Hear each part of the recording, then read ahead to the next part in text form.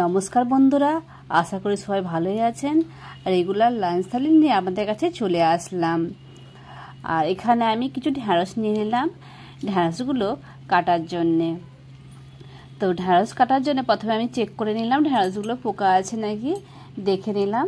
এরপরে ঢ্যাঁড়সগুলো ছোট ছোট করে পিস করে কেটে নিলাম। খুব বড় করব না, খুব ছোট করব না, মাঝারি সাইজ করে পিস করে কেটে নিলাম ঢ্যাঁড়সগুলো। আর ঢ্যাঁড়সের মাথার অংশটা ফেলে দেব আর পেছনের অংশটাও ফেলে দেব। তারপর ঢ্যাঁড়সগুলো এইভাবে আমি কেটে নেব। এখানে আমি ঢ্যাঁড়সের একটা সবজি বানিয়ে দেখাবো আর কলার ভাজি বানিয়ে দেখাবো। আর এখানে ঢ্যাঁড়স আলুর সবজি বানিয়ে দেখাবো। আর আমি এখানে আর কিছু সবজি নেব, সেটা আমি পরে আপনাদের দেখিয়ে দেবো।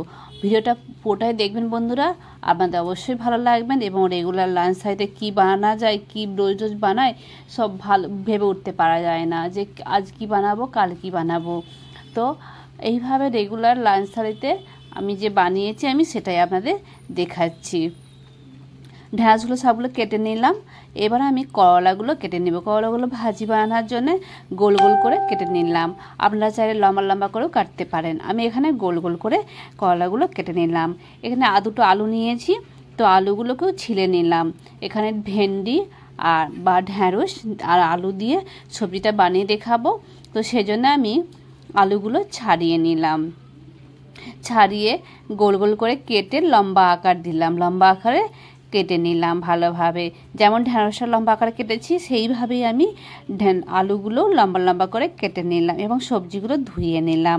আর এখানে আমি কুমড়ো নিলাম, একটা ছোটো দেখে কুমড়ো, যেটা আমি কুমড়োর ভর্তা বানাবো।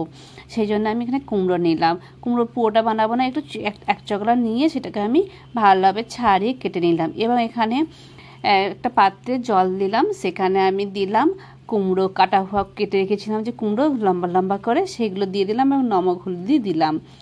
দিয়ে ভালোভাবে একটু হালকা সিদ্ধ করে নিলাম।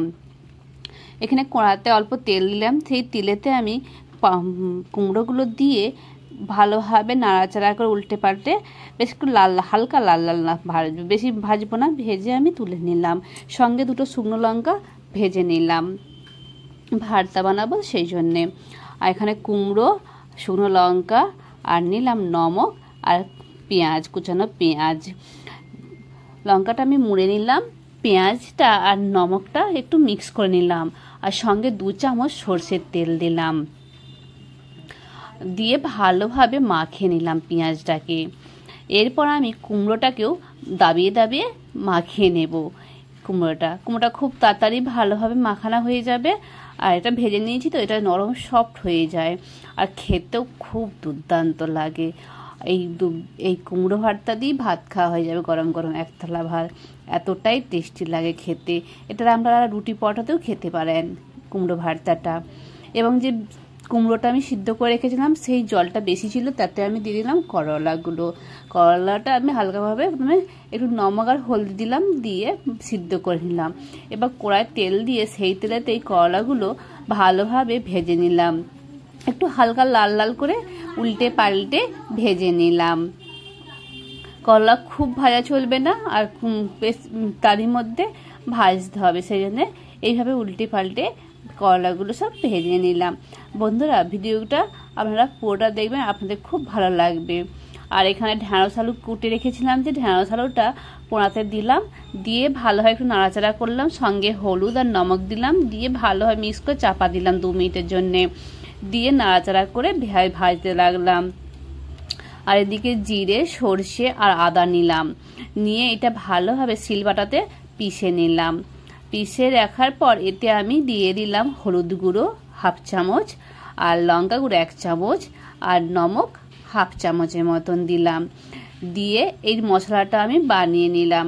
একটু হালকা তেল দিলাম পরিমাণ মতন, দিয়ে ভালোভাবে নাড়াচাড়া করে কিছুক্ষণ মশলাটা ভালোভাবে কষে নিলাম। কষে নেওয়ার পর এখানে ভেজে রাখা আলু আর ঢ্যাঁড়স ভেজে রেখেছিলাম সেটা আমি তুলে দিলাম। দিয়ে ভালোভাবে নাড়াচাড়া কিছুক্ষণ করে এতে আমি জল দিয়ে দিলাম। জল দিয়ে 2 মিনিটের মতন ফুটিয়ে নিলাম। ফুটিয়েই রেডি হয়ে গেল ঢ্যাঁড়স আর আলুর ঝাল, রসালো রসালো ঝাল। খেতে অপূর্ব লাগে। অবশ্যই বন্ধুরা এইভাবে বানাবেন, দেখবেন খুব ভালো লাগবে আপনাদের দুপুরে গরম ভাতের সাথে। তো সঙ্গে একটা ডিম ভেজেছিলাম, সেটা পুরোটা দেখানো হলো না, তো ছোট করে ডিমটা দেখিয়ে দিলাম। এখানে একটা ডিম ভেজেছিলাম। এবার আমি লাঞ্চ থালিটা আমি রেডি করে দেখাচ্ছি আপনাদের।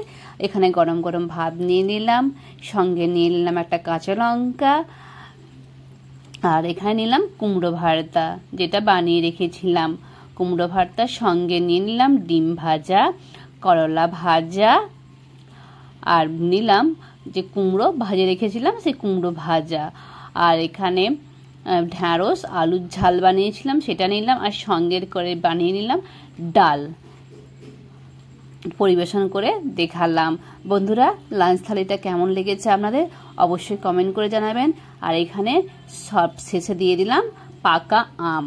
এখন আমের সিজন চলছে, সিজনে আমি পাকা আম দিলাম। বন্ধুরা লাঞ্চ থালিটা কেমন হয়েছে অবশ্যই কমেন্ট করে জানাবেন এবং আমার সাথে থাকবেন।